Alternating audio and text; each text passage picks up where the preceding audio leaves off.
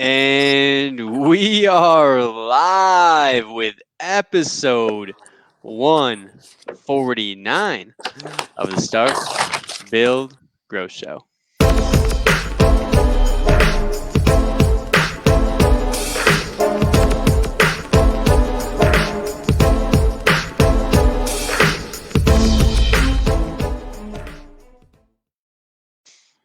Randy Brothers, my friend, what's good? How we living, dude? What's up? Alive and well, gentlemen. What's up, Nick? What's up, Facebook, and everybody on our all of our loyal listeners on the podcast. We greatly appreciate you guys for following us. Man, what is this? 148? Is that what you said? 149, my friend. 149. My Yep. goodness, we're going on 3 years of running this podcast. Facebook hasn't kicked us off yet. We continue to gain followers, continue to gain subscribers, and we continue to bring on awesome guests, new guests, people that we haven't even connected with. And man, lately I can't even jump on Facebook without seeing my man Ben Menchaca on there, out there hustling and making things happen from multiple angles. You got to be one of the most consistent, canvassing guys out there in the world right now, like just posting and hustling and making things happen. So I'm grateful to get you out of the streets for at least a couple minutes to hang out with us, man. Welcome in. Hey, thanks, Randy. Thanks, Nick. I certainly appreciate your guys' time. I look forward to, chopping it up with you guys here today. I'm super stoked to be on with you, Randy. I got to meet you through Roofing Insight, saw your video. What was impressive to me is like I deal with these owners and whatnot. They're not so professional, and you're super professional, carry yourself well. So I'm super excited to dive in with you. Nick, I know we just got started to meet each other. You've been super supportive of me.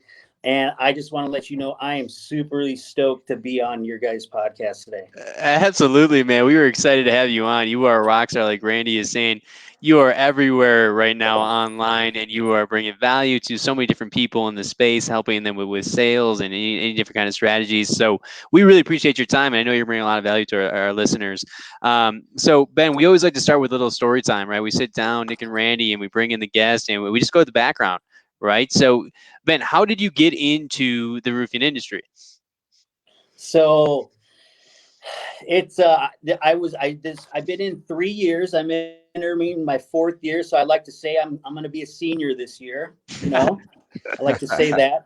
But actually, I got in. I was 2016 into 2017. Cam Harris, who was a dear friend of mine, Cody Dorschel, we were in network marketing together previously. We were always trying to come up with different ways to just come up because we're just sick and tired of the ache to faint, right? Not having too much month at the end of the money. And we were scheming, how are we going to change our lives? How are we going to grow? How are we going to financially be independent? We're just always brainstorming. Well, we did network marketing. We sold literally skincare for $1,500 packs, $500 packs, $750. Skincare as a guy, we're selling. So if you can imagine that. So we bought into the vision. We bought into that type of business model, but we connected through there. And what happened was Cam Harris had told me about the storm restoration industry back in June of that year. I think it was 2016, and I just wasn't ready. I was a union sheet metal student going to school. I was in my 3rd year, but I was just like sick and tired. Wasn't my jam. I was not good at math. Not good at Pythagorean theorem. I was not good at with my hands. Like I could not my brain did not comprehend that stuff, right? So every day I would go in just afraid that I was going to get found out, afraid that I was going to get fired. And plus I had people like the crab bucket syndrome, people always trying to get you in trouble, bring you down, not teach you anything because they know you might take their job, right? So had that mentality where I was just like not happy, and I would call Cam. And about this time, Able Restoration were doing these lifestyle videos on the internet, and it was so new, so wild. You're seeing 19, 20-year-old kids make $10,000, $20,000, $30,000 a month. And you're like, no way does that exist. Like, that can't be right. I don't know anyone in my circle that makes that kind of money. So, of course, I was seeing all this, but most importantly, it looked like a great culture. Everyone had teamwork. And so I just started watching those videos, and I was so enamored by it. And I would call Cam, I'm like, is this for real? Like, yeah. Like, what are you waiting for? Long story short, took me 8 months to commit to jump, right? I had my day of disgust. Now I made good money. I made 20 something bucks an hour, but I was always broke, self-sabotaging behavior after work, not taking care of myself because I was not happy. I was not supposed where I was supposed to be in life. I was just not happy. And I was wondering, like, dude, I'm not gonna like my day of disgust came when I couldn't afford my $600 in rent. Mm. So I'm Yep. like, why can't I afford my $600 in rent when I make this much? And I'm like, you know what? I'm sick of telling my landlord all these kinds of excuses. I'm sick of being that kind of person. I'm done living like this. So Cam had hit me up like that January, whatever. I'm like, let's do it, man. I'm ready to commit. So I burnt the ships, got rid of everything, gave everything away that I own, gave away my cat to my uncle, and just got in my 2001 Honda Accord with a half missing bumper and drove all the way to Chattanooga, Tennessee in one night. I would have kept going, but it's the Smoky Mountains and it's like super foggy up there, but ended up in Maryland. They had a big mansion where everyone would fly in from all over the country, all these door knockers, all these salespeople. And we proceeded to hit a storm in Virginia Beach, Virginia. And that's where the story began. So that was the first storm, and that was the first time in the roofing space, eh?